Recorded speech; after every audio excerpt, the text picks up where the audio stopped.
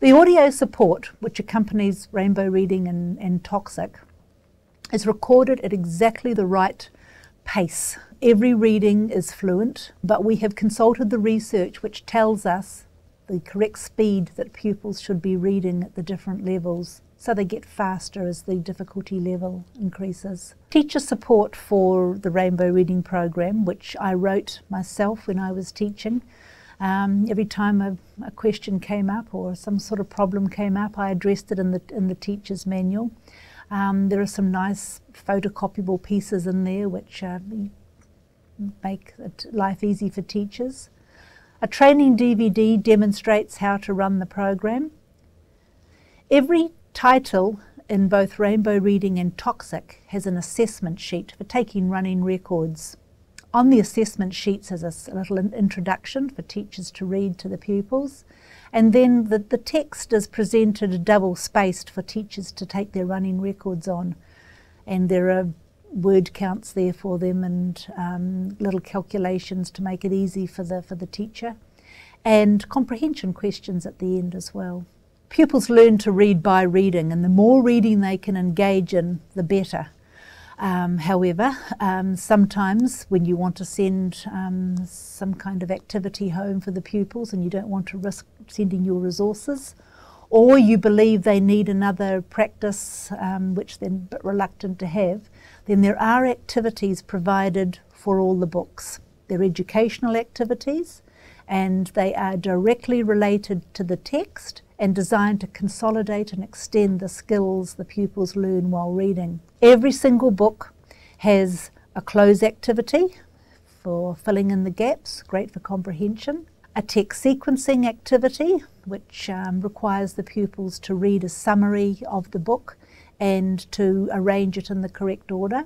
There is a word search for every single book with a little activity at the bottom requiring them to demonstrate their understanding of what they have read in the book. There is a writing activity for every single book, not requiring screeds of writing, just one page related to the text. It was important for me to include the writing activity because our struggling readers are often struggling writers, and research tells us that if you improve their writing, you improve their reading, and vice versa. Every book has a dice game for pupils to play. This is a good one for taking home or for back to the classroom, which has the dice games require, as the name implies, a dice and some counters. They read their way around the board game.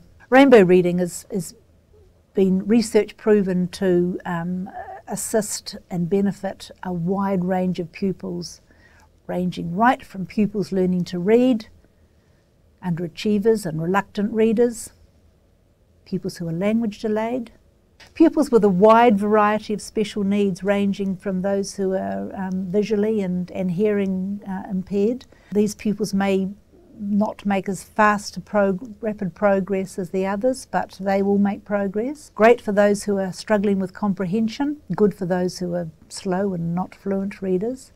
And the pupils learning English have been proven time and again to make even better progress than pupils for whom English is their first language. There is explicit instruction during orientation and conference time. There's modelling of fluent reading in the CD. There is a variety of different text types and variety of authors. Across 160 titles, including Toxic, there are something like 30 or 40 different authors, each with their own different styles. Books are of high interest. They've all been very carefully levelled using various formulas, as well as extensive trialling with pupils. Repeated readings is a key to rainbow reading. Support is there with the audio. Pupils are not expected to perform or to read until they know they can read well. So they've been set up to engage in a positive performance reading, and they get their feedback during the conference time. Opportunities to respond orally during orientation and conference time, and there are writing activities. Assessment is a key to rainbow reading with the assessment sheets, and there are various graphs and charts where the reading is monitored and documented. There are opportunities, of course, to develop an awareness of fluency and an ability to monitor it. Pupils take control of their learning. They're in a group situation not one-to-one, which often fosters dependency between tutor and pupil. They must take responsibility for their own reading, they keep their own records, and they decide for themselves when they're ready to move on. They develop meta-fluency. There's a researcher in America, Stanovich, whose research is as relevant for here as it is in America.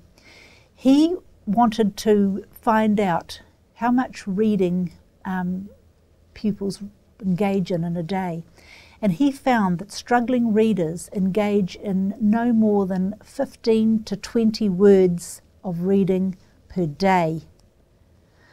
Now, good readers will pick up a book and they'll read thousands of words.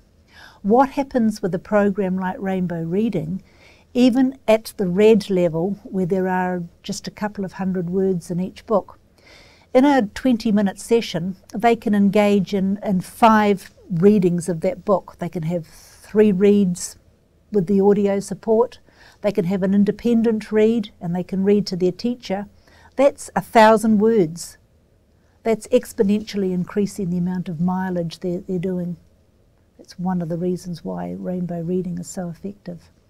And that's not, of course, counting the discussion with the teacher and the activities, the comprehension and the support that's there.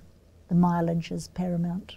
Speak Out play readings was in response to the 2 most asked questions I had about Rainbow Reading. One was, how do I work these pupils back in the classroom in a group situation?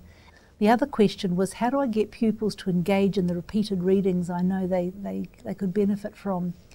So play readings, or readers' theatre as it's sometimes called, is literacy for all pupils in small groups of mixed ability.